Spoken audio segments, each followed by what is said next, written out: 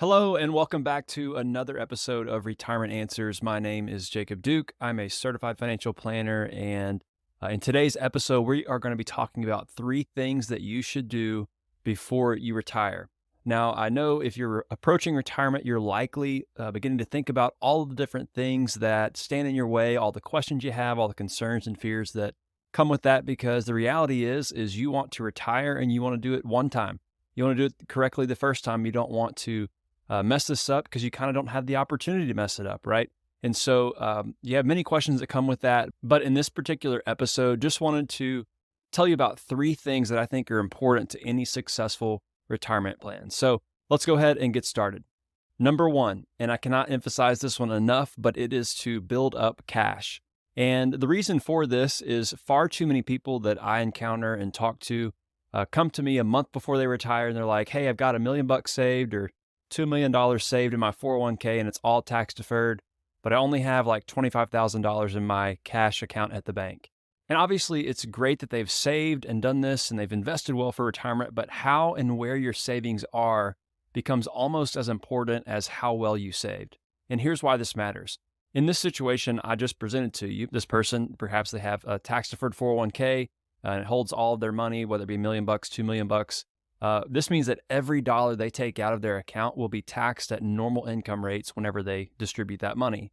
And if we throw Social Security on top of that or a pension, now you're looking at paying nearly the same amount of tax as you were while you were working. So I find that to be the case actually a lot of times for folks that are in retirement. They're paying the same amount of tax, if not more, in retirement because of where they're having to pull their income from. Additionally, having those distributions come and count as income will increase, how much of your Social Security is taxable, which will leave you with less of your Social Security benefit each month. Here's what cash in the bank can do for you. It gives you flexibility for your distributions, right? So cash is a tax-free asset. Whenever you take it from your bank account or your taxable investment account, you can take that money tax-free, meaning you don't owe taxes on it. So it doesn't actually go as a line item on your tax form, and it does not count towards your adjusted gross income.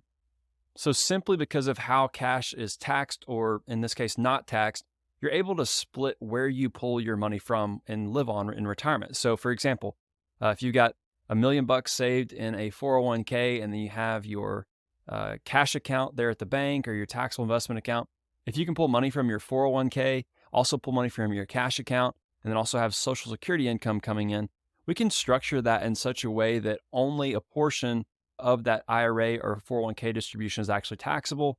And in fact, we can probably do it in such a way that depending on how much, cash you have saved, we can do it in such a way that you don't pay tax on any of that income. So this just gives you a lot of flexibility and options in retirement.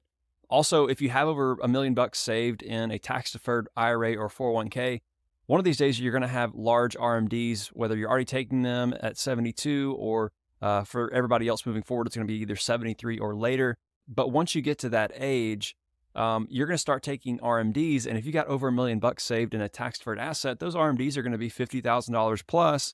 And that goes on top of all your other income. And this is a forced distribution, right? You don't have the option to not take it. Therefore, you're just going to pay tax on it and then perhaps reinvest it if you don't need all that money. But either way, it's going as a line item on your tax form where you have to pay tax. And here's one more final point as to why cash is important to any retirement plan. You've probably heard me talk about it. You've probably investigated it yourself. But what are the benefits of doing Roth conversions? That's something a lot of people are concerned about and look at because they don't want that RMD issue at 72 or 73 and beyond. They don't want to have to take money and they want to lower their lifetime tax bill. So Roth conversions can be a great tool to do that.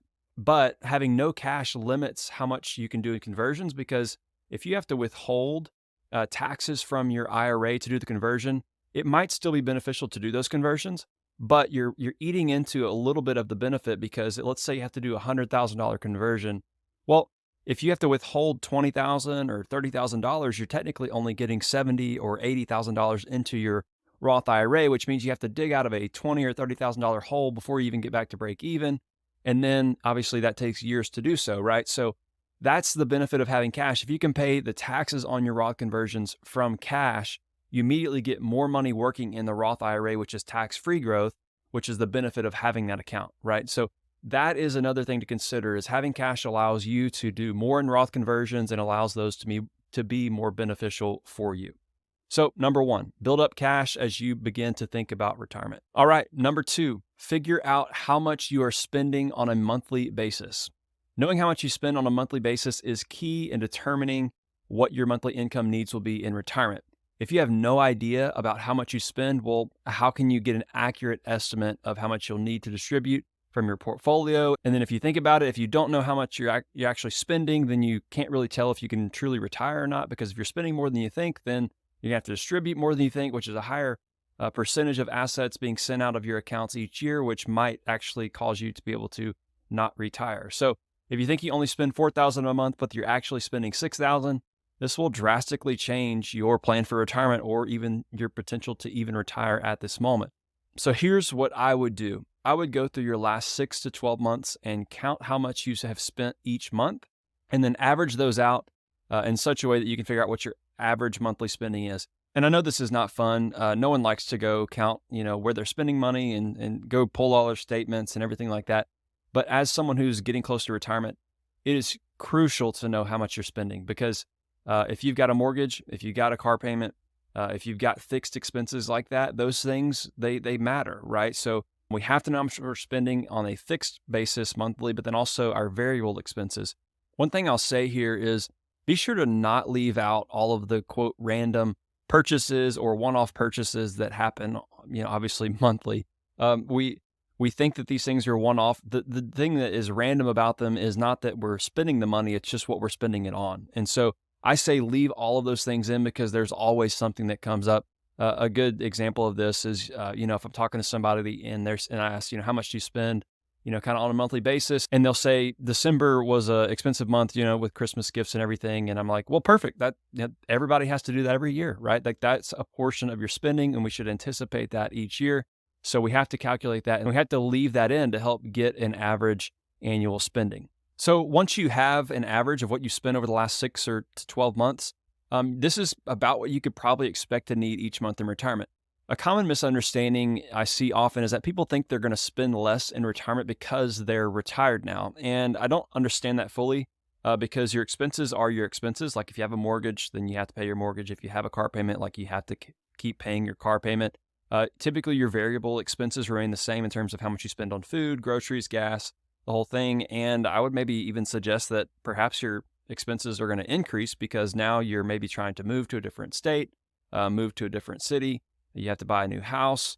You're wanting to travel more. All of these things factor into how much you're spending. And I'm not sure how we came to this conclusion that people spend less in retirement. So I would just say, hey, whatever your monthly spending is right now, that would maybe be the most accurate number as you transition into retirement. Then we can know how much we would need to generate, whether it be from your IRAs, Roth IRAs, cash accounts, investment accounts, and then whether or not we need to begin taking Social Security now because we need the income, or if we're able to delay it to the future to help us do some other planning strategies along the way. So that is number 2, figure out how much you are spending on a monthly basis. And number 3, create a list of things that will be important for you to accomplish or do during your retirement.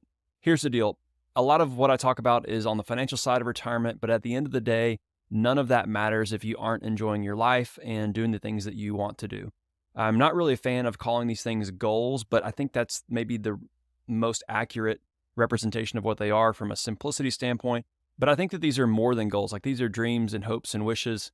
And these are things that will be fulfilling for you as just someone living the rest of your life in retirement. Here's something I like to live by. Money isn't the end. It's just the means by which we get there.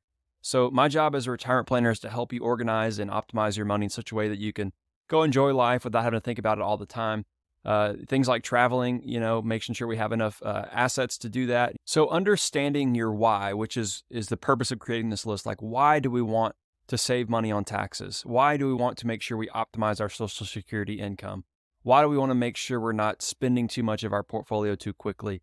It's because of these things, whether you want to move closer to kids or grandkids, or you want to be more involved in your church or local charity, or you want to buy a new house and move to that different area. Those types of things are kind of the why and kind of your purpose in retirement. And so the money fulfills those things. And that's why we want to make sure we do that accurately. But The reason I encourage you to create this list is so that you have your why established. Like you can create your purpose, and then we can strategize and create different plans from a money standpoint to accomplish those things.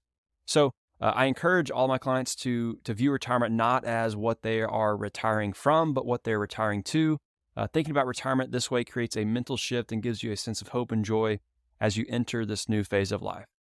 So just to wrap it up, what are the three things that we want to do before we retire? Number one, it is build up cash. I think that is super important to giving you ultimate flexibility throughout your retirement. Number two is to calculate how much you spend on a monthly basis. That way you know how much you will have to be distributing throughout your retirement.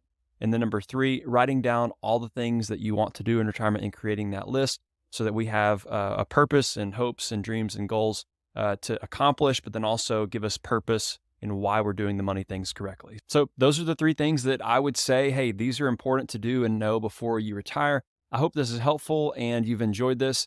And as always, this has been Retirement Answers. My name is Jacob Duke. I look forward to talking with you again next week.